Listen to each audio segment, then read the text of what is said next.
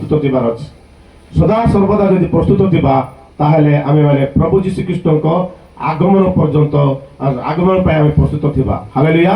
ପ୍ରଭୁ ଯୀଶୁଖ୍ରୀଷ୍ଟଙ୍କ ଆଗମନ ସମୟରେ ଆମେ ତାଙ୍କ ସହିତ ଉଠାଯିବା। ହାଲେଲୁୟା। ପ୍ରଭୁ ଯୀଶୁଖ୍ରୀଷ୍ଟଙ୍କୁ ଦୁନିଆରେ ବଡ଼ କଷ୍ଟ ମାନେ କାମ କ'ଣ ଜାଣିଛ କି? ପ୍ରଭୁ ଯୀଶୁଖ୍ରୀଷ୍ଟଙ୍କୁ ବିଶ୍ୱାସ କରିବାଟା। ହାଲେଲୁୟା। ଏ ଦୁନିଆର ପ୍ରତ୍ୟେକ ବିଷୟକୁ ଆମେ ବିଶ୍ୱାସ କରିପାରୁ କିନ୍ତୁ ଛାଡ଼ିଦେଇ ମିଶା ପାରୁ, କିନ୍ତୁ ଯୀଶୁଖ୍ରୀଷ୍ଟଙ୍କୁ ଥରେ ବିଶ୍ୱାସ କଲେ ମରବା ପର୍ଯ୍ୟନ୍ତ ବିଶ୍ୱାସ କରିବାର ଅଛି। ହାଲେଲୁୟା। ପ୍ରଭୁ ଯୀଶୁଖ୍ରୀଷ୍ଟ କହିଛନ୍ତି ଯେ ମୋତେ ବିଶ୍ୱାସ କରେ ମରଣ ପର୍ଯ୍ୟନ୍ତ ଯଦି ସେ ଧୈର୍ଯ୍ୟ ଧରିକରି ବିଶ୍ୱାସ ରହିବ ସେ ପରିତ୍ରାଣ ପାଇବ ବୋଲି କହିଲେ ପ୍ରଭୁ। ହାଲେଲୁୟା। ଆମେ ଯଦି ପ୍ରଭୁ ଯୀଶୁଖ୍ରୀଷ୍ଟଙ୍କୁ ବିଶ୍ୱାସ କରିଛୁ ତାହେଲେ ପ୍ରଭୁ ଯୀଶୁଖ୍ରୀଷ୍ଟଙ୍କ ଆଗମନ ପାଇଁ ମଧ୍ୟ ପ୍ରସ୍ତୁତ ଥିବାର ଅଛି। ହାଲେଲୁୟା। ଯଦି ଆମେ ପ୍ରଭୁ ଯୀଶୁଖ୍ରୀଷ୍ଟଙ୍କୁ ବିଶ୍ୱାସ କରିନୁ ତାହେଲେ ଆଉ କିଛି କହିବାର ଆବଶ୍ୟକ ନାହିଁ।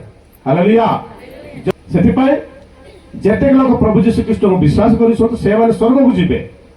ସେଥିପାଇଁ ପ୍ରଭୁ ଯୀଶୁଖ୍ରୀଷ୍ଟ ତଳେ ଥିବା ଦିନହୀନ ଦରିଦ୍ର ମାନଙ୍କୁ ସ୍ୱର୍ଗ ରାଜ୍ୟକୁ ନେବା ପାଇଁ ସେ ସ୍ୱର୍ଗ ଛାଡ଼ିକି ପୃଥିବୀକୁ ଆସିଲେ। ହାଲେଲୁୟା। ଆଜି ଦାଉଦ ନଗରରେ ପ୍ରଭୁ ଯୀଶୁଖ୍ରୀଷ୍ଟ ଆମମାନଙ୍କ ପାଇଁ ତ୍ରାଣକର୍ତ୍ତା ଭାବେ ଜନ୍ମଗ୍ରହଣ କରିଛନ୍ତି। ସେ ବାକ୍ୟ ବର୍ତ୍ତମାନ ଆମେ ଶୁଣୁଛୁ। ହାଲେଲୁୟା। ବର୍ତ୍ତମାନ ଆମେ ମାନେ ଛୋଟ ପ୍ରାର୍ଥନା କରିବା। ଆଉ ଛୋଟ ପ୍ରାର୍ଥନା କଲା ପରେ ପ୍ରଭୁଙ୍କ ଦାସଙ୍କୁ ଆମେ ସମୟ ଦେବା। ସର୍ବଶକ୍ତି